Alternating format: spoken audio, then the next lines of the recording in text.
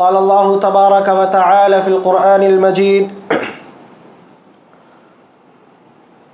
أعوذ بالله من الشيطان الرجيم بسم الله الرحمن الرحيم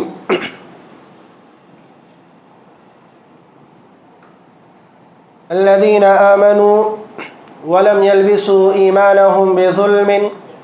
أولئك لهم الأمن وهم مهتدون۔ محترم سامعین کرام، عزیزان گرامی قدر، پردہ نشین خواتین، خطبہ مسنونہ کے بعد سورہ انعام کی ایک آیت کریمہ آپ کے سامنے تلاوت کی گئی۔ اس آیت میں اللہ رب العالمین نے ارشاد فرمایا الذین آمنوا ولم یلبسوا ایمانہم بظلم، کہ جو لوگ ایمان لائے اور ایمان لانے کے بعد اپنے ایمان کو انہوں نے ظلم سے ملوث نہیں کیا، اپنے ایمان میں ظلم کو داخل نہیں کیا، اولئک لہم الامن، یہی لوگ ہیں کہ جن کے لیے حقیقت میں امن ہے، سکون ہے، وہم مہتدون، اور یہی لوگ اللہ رب العالمین کے نزدیک ہدایت یافتہ ہیں۔ اس آیت میں اللہ رب العالمین نے بتلایا کہ جو لوگ اپنی زندگی میں ایمان لاتے ہیں اور ایمان لانے کے بعد ایمان کے تقاضے پر قائم رہتے ہیں، ایمان کے عملی تقاضوں کو پورا کرتے ہیں، یہی لوگ حقیقت میں امن و امان کے حقدار ہیں، یہی لوگ حقیقت میں چین و سکون کے حقدار ہیں،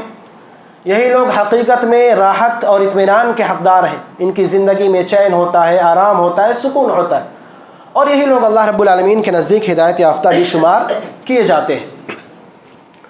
محترم سامعین کرام، آج کے اس دور میں انسانوں کا ایک بہت بڑا مسئلہ جو ان کے سامنے درپیش ہوتا ہے وہ یہ کہ انسان اپنی زندگی میں اپنے پاس سب کچھ رکھنے کے باوجود کہ اس کے پاس تمام چیزیں ہوتی ہیں، تمام نعمتیں اس کے پاس موجود ہیں، اس کے باوجود بھی وہ پریشان رہتا ہے، اسے اطمینان حاصل نہیں ہوتا۔ زندگی میں تمام تر سہولیات، تمام تر نعمتیں اس کے پاس موجود ہوتی ہیں، چاہے وہ مال و دولت کا معاملہ ہو، گھروں کا معاملہ ہو، کاروبار ہو، عزت ہو، شہرت ہو، اسی طرح معاشرے کے اندر مقام و مرتبہ ہو، تمام چیزیں انسان کے پاس موجود ہوتے ہوئے بھی انسان پریشان رہتا ہے، اسے اطمینان نہیں ملتا، بے چینی، بے قراری ہمیشہ اس کی زندگی میں رہا کرتی ہے۔ اسی وجہ سے دیکھیں آج کے اس دور میں نفسیاتی بیمار ہمارے معاشرے میں بہت پائے جاتے ہیں۔ کبھی لوگ ڈپریشن کے شکار ہوتے ہیں تو کبھی کسی اور مرض میں مبتلا ہو جاتے ہیں، اسی ٹینشن کی وجہ سے، اسی پریشانی کی وجہ سے، بے سکونی کی وجہ سے۔ تو آخر ایسا کیا مسئلہ ہے، کیا وجوہات ہیں کہ جن کی بنا پر انسان سب کچھ رکھتے ہوئے، اس کے پاس تمام چیزیں ہونے کے باوجود وہ اس قدر پریشان رہتا ہے، بے سکونی اس کی زندگی میں رہا کرتی؟ جب ہم آپ قرآن کریم اور نبی کریم صلی اللہ علیہ وسلم کی احادیث کا مطالعہ کرتے ہیں، قرآن کریم اور احادیث میں اس کا جواب تلاش کرنے کی کوشش کرتے ہیں، تو قرآن و حدیث میں بہت سارے ایسے اعمال کا تذکرہ کیا گیا ہے کہ جو اعمال انسان کی زندگی میں بے اطمینانی کا ذریعہ بنتی ہیں، کہ اگر کسی بھی انسان کی زندگی میں وہ چیزیں پائی جائیں تو وہ انسان، اس کی زندگی سے سکون ختم ہو جاتا ہے، اطمینان ختم ہو جاتا ہے۔ آئیے آج کے اس خطبے میں انہی اسباب اور انہی اعمال پر ایک نظر ڈالتے ہیں کہ کون سے اعمال ہیں، تاکہ ہم ان سے بچ سکیں اور ہماری زندگی سے جو سکون ختم ہو گیا ہے وہ سکون اب دوبارہ ہماری زندگی میں واپس آ سکے۔ محترم سامعین، سب سے پہلا سبب اور سب سے اہم سبب جو ہماری زندگی کے سکون کو ختم کرتا ہے وہ ہے اللہ رب العالمین سے دوری۔ اللہ رب العالمین جو انسانوں کا حقیقی خالق ہے، حقیقی مالک ہے، حقیقی معبود ہے، انسان اپنے اس خالق و مالک اور معبود سے دور ہو جائے، انسان اللہ رب العالمین کے دین سے دور ہو جائے،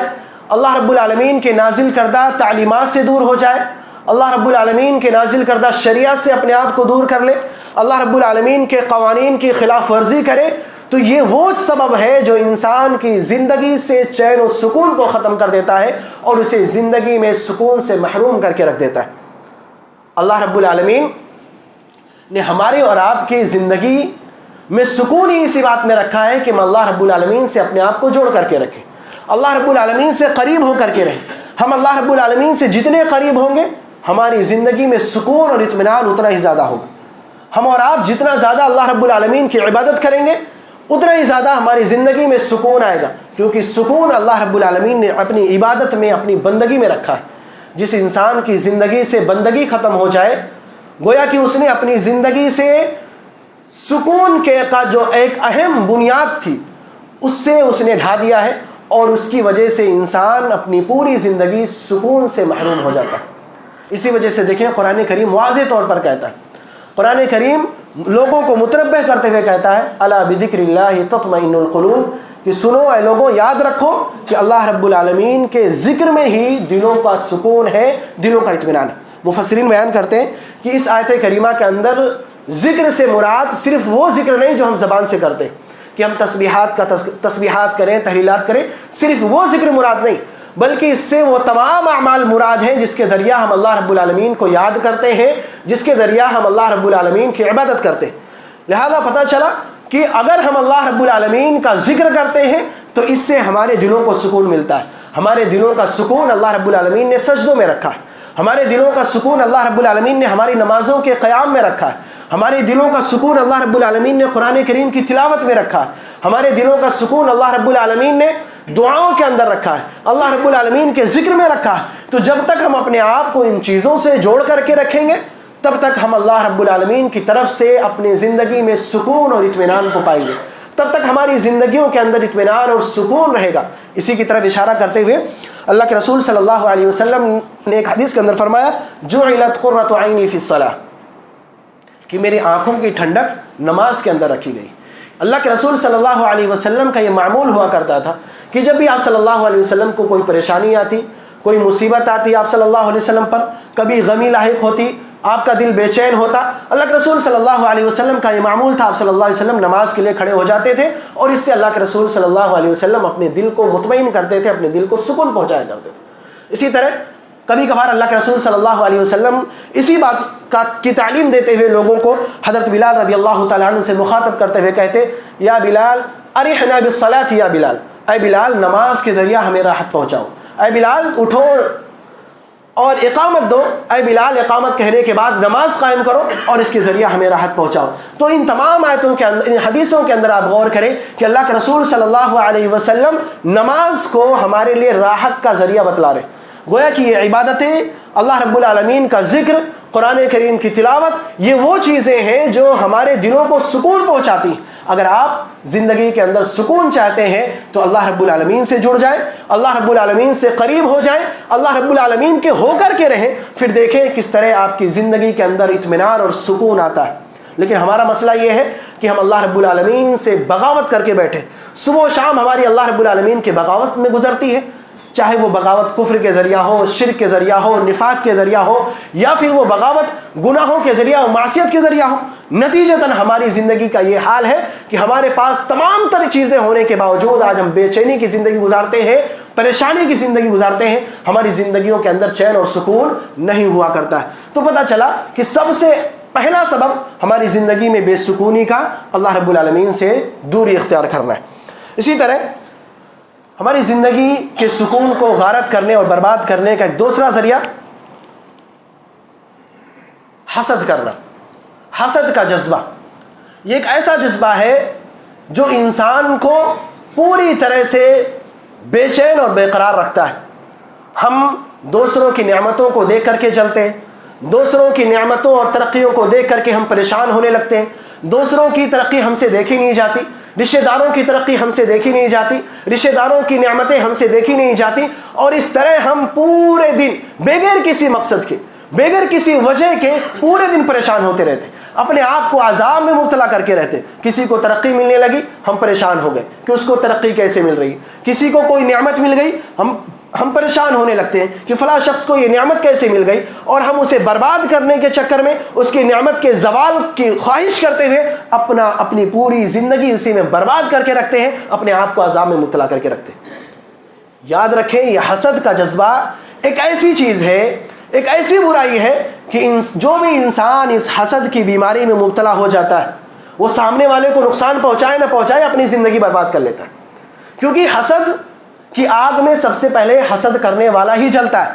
جس سے حسد کیا جا رہا ہے اسے بسا اوقات کبھی کبھار ایسا ہوتا ہے کوئی فرق نہیں پڑتا، آپ اس سے حسد کرتے رہیں، جلتے رہیں، سامنے والے کو کوئی فرق نہیں پڑتا، بس آپ کی صبح و شام ہمیشہ اسی ٹینشن میں گزرتی ہے، آپ پریشان رہتے ہیں۔ اسی لیے بعض اسلاف کا قول ہے، کہتے ہیں ما رأیت ظالما اشبہ بالمظلوم من الحاسد، کہ میں نے کسی بھی ظالم کو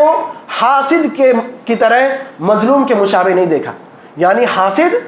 مظلوم ہی کی طرح ہوتا ہے، جس طرح محسود کہ جب انسان حسد کرنے والے کو پریشان کرتا ہے تو محسود پریشان ہوتا ہے، ایسے ہی حسد کرنے والا پریشان ہوتا ہے۔ کیوں؟ یقتل الحاسد قبل ان یصل المحسود، کیونکہ یہ حسد انسان کی حاسد کو پہلے قتل کرتی ہے، حاسد کو پہلے برباد کرتی ہے، بعد میں جا کر کے محسود تک یہ چیز پہنچتی ہے۔ تو حسد کا یہ جو جذبہ ہے، حسد کا جو یہ جذبہ ہے، اس سے اپنے آپ کو بچا کر کے رکھیں، کیونکہ یہ ہماری اور آپ کی زندگی کو بے چینی کی زندگی بنا دیتی، ہماری زندگی سے چین کو، سکون کو اور اطمینان کو ختم کر دیتی ہے۔ لہذا حسد سے اپنے آپ کو مکمل طور سے بچا کر کے رکھیں۔ ہاں یہ اور بات ہے کہ انسان ہے، ہم فطری تقاضا ہے، ہر انسان کے اندر حسد کا جذبہ ہوتا ہے، ہر انسان کے اندر تھوڑا بہت جذبہ ہر انسان کے اندر ہوتا ہے، کسی میں کم کسی میں زیادہ۔ اللہ رب العالمین نے فطری طور پر انسان کے اندر حسد کا جذبہ رکھا ہے، کیونکہ یہ زندگی ہماری آزمائش ہے۔ اللہ رب العالمین نے ہماری زندگی میں ہمارے اندر حسد کا جذبہ رکھ کر کے ہمیں آزمانا چاہا ہے، تو ہماری یہ کوشش ہونی چاہیے کہ ہم اپنے اس جذبے کو دبا کر کے رکھیں۔ ہمارے حسد کا جذبہ باہر نہیں آنا چاہیے، نہ ہماری باتوں سے، نہ ہمارے کاموں سے، کسی بھی طرح یہ باہر نہیں آنا چاہیے۔ اسی لیے کہا جاتا ہے ما خلا جسد من حسد، یہ کوئی بھی جسم حسد سے پاک نہیں ہے۔ فاما الکریم، جو کریم آدمی ہوتا ہے، نیک آدمی ہوتا ہے، فیخفیہ، وہ اسے چھپا کر کے رکھتا ہے، واما اللئیم فیبدیہ، اور جو برا آدمی ہوتا ہے، جس کے اندر کمینہ پن چھپا ہوتا ہے، ایسا انسان اپنے حسد کے جذبے کو ظاہر کر دیتا ہے۔ حسد کا جذبہ اس کا ظاہر ہو جاتا ہے، کبھی اس کی باتوں سے، کبھی اس کے کاموں سے، کبھی اس کے تبصروں سے، کبھی اس کے طنز سے اس کا حسد کا جذبہ باہر آ جاتا ہے۔ تو پتہ چلا کہ یہ حسد ایک ایسی بیماری ہے کہ جو انسان کے زندگی کے سکون کو ختم کر دیتی ہے، لہذا اس سے اپنے آپ کو بچا کر کے رکھیں۔ اسی طرح انسان کی زندگی کے سکون کو ختم کرنے کا ایک اور اہم ذریعہ حرص اور لالچ، حرص اور لالچ۔ یاد رکھیں، قناعت یہ بہت بڑی دولت ہوا کرتی ہے۔ قناعت سکون حاصل کرنے کا سب سے بہترین ذریعہ ہے کہ انسان محنت کرے، کوشش کرے، رزق حاصل کرے، دنیا کی کامیابیاں حاصل کرنے کے لیے محنت کرے، اور محنت کرنے کے بعد اللہ رب العالمین اسے جس مقام پر رکھے، جو حیثیت دے، جس معیار پر اسے اللہ رب العالمین رکھے، اس پر وہ خوش ہو جائے، اس پر وہ خوش ہو جائے۔ بڑے بڑے خواب دیکھنا، اپنے سے اونچے لوگوں کی طرف ہمیشہ نظر گڑا کر کے بیٹھے رہنا، یہ ایک ایسی بیماری ہے، ایک ایسی چیز ہے کہ انسان ہمیشہ اگر اسی چیز میں پڑا رہے تو پھر یاد رکھیں یہ ایسی بھوک ہوتی ہے جو کبھی ختم نہیں ہوتی۔ انسان زیادہ کی جو خواہش کرتا ہے کہ مجھے اور مل جائے، مجھے اور مل جائے، انسان پوری زندگی یہ خواہش کرتا رہے، یہ بھوک اس کے اندر کبھی ختم نہیں ہوگی۔ انسان کی یہ بھوک ہمیشہ بڑھتی رہے گی۔ آپ اپنا ایک لیول سیٹ کریں گے کہ مجھے یہاں پہنچنا ہے، فلاں شخص کے برابر پہنچنا ہے، آپ محنت کر کے وہاں پہنچیں گے، وہاں پہنچنے کے بعد آپ کے اندر دوبارہ سے وہ جذبہ جاگے گا کہ آپ کو اور آگے بڑھنا ہے۔ تو یہ ایک ایسی چیز ہے حرص اور لالچ جو کبھی ختم نہیں ہوتی۔ لہذا ہمیشہ اس بات کو اپنے ذہن میں رکھیں کہ آپ محنت کریں، مشقت کریں، اس کے بعد اللہ رب العالمین پر چھوڑ دیں۔ اللہ آپ کو جہاں رکھے، جس مقام پر رکھے، جو عطا کرے اس پر آپ خوش ہو جائیں۔ زیادہ حرص، زیادہ لالچ کرنا یہ انسان کی زندگی کے سکون کو برباد کر دیتا ہے۔ اگر آپ ہمیشہ زیادہ کے چکر میں رہیں گے، زیادہ حاصل کرنے کے لیے پڑے رہیں گے، تو یاد رکھیں اپنی پوری زندگی بس یہی کرتے رہیں گے، حل من مزید، حل من مزید، اور چاہیے اور چاہیے، اور یہ اور کا جو معاملہ ہے یہ کبھی ختم نہیں ہوگا، یہاں تک کہ آپ کی موت واقع ہو جائے، آپ اس دنیا سے چلے جائیں۔ اللہ کے رسول صلی اللہ علیہ وسلم نے اسی سلسلے میں فرمایا تھا، لو کان لابن آدم وادیان من ذهب، کہ اگر انسان کو سونے کی 2 وادیاں دے دی جائے، لابتغى ثالثا، تو انسان کو اس پر صبر نہیں ہوگا۔ سونے کی 2 وادیاں پا جائے تو اس پر بھی اسے صبر نہیں ہوگا، وہ تیسرے کی تلاش میں نکل پڑے گا، تیسرے کی جستجو میں اپنے آپ کو تھکائے گا، پریشان کرے گا۔ اللہ کے رسول صلی اللہ علیہ وسلم نے آگے فرمایا کہ انسان کا پیٹ صرف قبر کی مٹی بھر سکتی ہے، اس کے علاوہ دنیا کی کوئی چیز بھی اس کے پیٹ کو بھر نہیں سکتی۔ لہذا یہ جو حرص اور لالچ ہے، اس سے اپنے آپ کو بچا کر کے رکھیں۔ قناعت پسند بنے. قناعت پسندی کا یہ مطلب ہرگز نہیں ہے کہ آپ محنت نہ کریں, مشقت نہ کریں, روزی کمانے کی کوشش نہ کریں, معاشرے میں عزت کمانے کی کوشش نہ کریں. اس کا یہ مطلب ہرگز نہیں ہوتا. آپ محنت کریں, محنت کرنے کے بعد اللہ آپ کو جو دے اس پر آپ خوش رہیں, یہی قناعت ہے. اسی وجہ سے دیکھیں قرآن کریم کے اندر بھی اللہ رب العالمین نے اس کا تذکرہ کرتے ہوئے کہا الہاکم التکاثر حتی زرتم المقابر, کہ اے لوگوں تمہیں زیادہ کی طلب نے ہلاک کر کے رکھ دیا ہے, برباد کر کے رکھ دیا. تمہارے اندر جو یہ طلب ہے زیادہ حاصل کرنے کی, اس نے تمہیں تمہاری زندگی کے مقصد سے غافل کر دیا ہے. حتی زرتم المقابر, اور تم اپنی اس غفلت سے باہر نہیں نکلو گے یہاں تک کہ تم قبرستان چلے جاؤ, اپنی قبر کو, اپنی موت کو دیکھ لو, اس حالت تک تم اپنی غفلت سے باز نہیں آنے والے ہو. اسی لیے دیکھو دین اسلام, نبی اکرم صلی اللہ علیہ وسلم ہمیں بہت ہی پیاری تعلیم دیتے ہیں. اللہ کے رسول صلی اللہ علیہ وسلم نے ہمیں یہ تعلیم دی, شریعت نے ہمیں یہ تعلیم دی کہ جب بات دین کی ہو تو ہمیشہ اپنے سے اوپر والے کو دیکھا کرو, کہ آپ سے اگر کوئی شخص زیادہ نیک ہے, زیادہ صالح ہے, زیادہ نیکیاں کرنے والا ہے, زیادہ پرہیزگار ہے, متقی ہے, تو آپ اس کی طرف دیکھیں. یہ دین کا معاملہ, آپ اس کی طرف دیکھیں, اپنے سے اونچے والے کی طرف دیکھیں اور اس کی طرح بننے کی کوشش کریں. لیکن جب معاملہ دنیا کا ہو, دنیاوی معاملہ جب آ جائے, تو پھر آپ اپنے سے اوپر والے کو نہیں, اپنے سے کمتر لوگوں کو دیکھیں. کیونکہ اگر آپ دنیاوی معاملات میں اپنے سے اوپر والوں کو دیکھیں گے تو اللہ رب العالمین کے ناشکرے بنیں گے. آپ کے پاس چاہے جتنی دولت کیوں نہ ہو, آپ جب اپنے سے کسی بڑے مالدار شخص کو دیکھو گے تو آپ کے دل میں یہی خیال آئے گا کہ میرے پاس تو کچھ نہیں, اللہ رب العالمین کے ناشکرے بنو گے. لیکن اگر آپ اپنے سے کمتر لوگوں کو دیکھو گے تو آپ کے دل کے اندر احساس پیدا ہوگا کہ اللہ رب العالمین نے آپ کو بہت کچھ دیا ہے, وہ ساری نعمتیں اللہ نے آپ کو دی ہیں جو دوسروں کو عطا نہیں کی ہیں. تو اس سے آپ کے اندر اللہ رب العالمین کے شکر کا جذبہ پیدا ہوگا اور آپ مطمئن ہو کر کے اپنی زندگی گزاریں گے, مطمئن ہو کر کے اپنی زندگی کے تمام اعمال کو انجام دیں گے, مطمئن ہو کر کے اللہ رب العالمین کی عبادت کریں گے, اور آپ کی زندگی سے چین اور سکون کبھی ختم نہیں ہونے والا. تو حرص و لالچ یہ بھی وہ اسباب, ان اسباب میں سے ہے جو اسباب ہماری زندگی کے چین و سکون کو ختم کرنے والے ہوتے ہیں. اسی طرح ہماری زندگی کے چین و سکون کو ختم کرنے والا ایک اور اہم سبب خاندانی جھگڑے, کہ شوہر کا جھگڑا بیوی سے ہو رہا ہے, بیوی کا جھگڑا شوہر سے, والدین کا جھگڑا اولاد سے, اولاد اپنے والدین سے جھگڑا کرے, اسی طرح رشتہ دار رشتہ داروں سے جھگڑا کرے, بھائی بھائی سے, بہن سے جھگڑے کرے. تو یہ جو خاندانی جھگڑے ہوا کرتے ہیں یہ بھی ہماری زندگی سے سکون اور اطمینان کو ختم کر دیتے ہیں. آپ یہ ہرگز نہ سمجھیں کہ اگر کسی خاندان میں جھگڑا ہو رہا ہے, جھگڑے ہیں, تو اس خاندان کا کوئی ایک آدمی, کوئی ایک فرد پریشان ہوگا, ہرگز نہیں. جب کسی خاندان میں جھگڑے ہوتے ہیں تو پورا خاندان اس کی زد میں آتا ہے اور ہر ایک ٹینشن میں زندگی گزارتا ہے, ہر ایک کی زندگی میں بے اطمینانی آتی ہے, بے سکونی آتی ہے, کیونکہ یہ خاندانی جھگڑے ایسی چیز ہی ہوا کرتی ہیں کہ سب کو اپنے لپیٹے میں لے لیتی ہیں. لہذا یہ ہماری زندگی کے اندر ہمیشہ یہ سوچ ہونی چاہیے کہ ہم دیکھیں ہماری زندگی جو چلتی ہے, ہم ایک ساتھ جب رہتے ہیں معاشرے کے اندر, کسی خاندان کے اندر, ظاہر سی بات ہے ہمارے جو جذبات ہیں, انسان کی جو طبیعت ہے مختلف ہے. لہذا جھگڑے ہونا یہ عام سی بات ہے, اختلاف ہونا یہ عام سی بات ہے. ہر گھر میں, ہر خاندان میں جھگڑا ہوتا ہی رہے گا, یہ زندگی ہے, یہ تمام چیزیں ہمارے ساتھ ہوتی رہیں گی. لیکن ہمارا معمول کیا ہونا چاہیے, ہمارا طریقہ کیا ہونا چاہیے کہ جب کبھی ایسا معاملہ آئے تو صبر سے کام لیں, جب کبھی ایسا معاملہ آئے تو تحمل سے کام لیں, برداشت سے کام لیں. ضروری نہیں کہ آپ ہر ایک چیز پر کان دھریں, ضروری نہیں کہ ہر ایک چیز کو آپ دیکھیں. بسا اوقات زندگی میں ایسا بھی کرنا ہوتا ہے کہ سب کچھ سن کر کے انسنا بننا پڑتا ہے, سب کچھ دیکھ کر کے بھی اندیکھا کرنا پڑتا ہے, تبھی ہماری زندگی سکون کے ساتھ, اطمینان کے ساتھ چلتی ہے. اور اسی کی طرف اللہ رب العالمین نے ہماری رہنمائی بھی کی ہے. اللہ رب العالمین فرماتا ہے ادفع باللتی ہی احسن, یہ قرآن کریم کی تعلیم ہے. اللہ رب العالمین کی تعلیم ہے کہ جب تمہارے ساتھ کوئی برا کرے تو آپ کا معمول کیا ہونا چاہیے, آپ اس کی برائی کا جواب برائی سے نہیں بلکہ اچھائی سے دیں. ہمارا معمول کیا ہوتا ہے, ہماری طبیعت, ہماری فطرت کیسی ہوتی ہے کہ ہم بدلہ لینا چاہتے ہیں. ہمارے ساتھ کوئی برا کر دے, ہمارے اندر فوراً خیال آتا ہے کہ ہمیں بدلہ لینا ہے. ہمارے ساتھ کوئی غلط کر دے, ہم فوراً بدلہ لینے کے لیے تیار رہتے ہیں. یہ ہمارے جذبات ہوتے ہیں, ہماری فطرت ہے یہ انسانوں کی. لیکن شریعت کہتی ہے کہ آپ ایسا ہرگز نہ کریں. آپ کا معمول یہ ہونا چاہیے, آپ کے ساتھ کوئی برا کرے تو آپ اچھائی کے ساتھ اس کا جواب دیں. یقیناً یہ کام بہت مشکل ہے,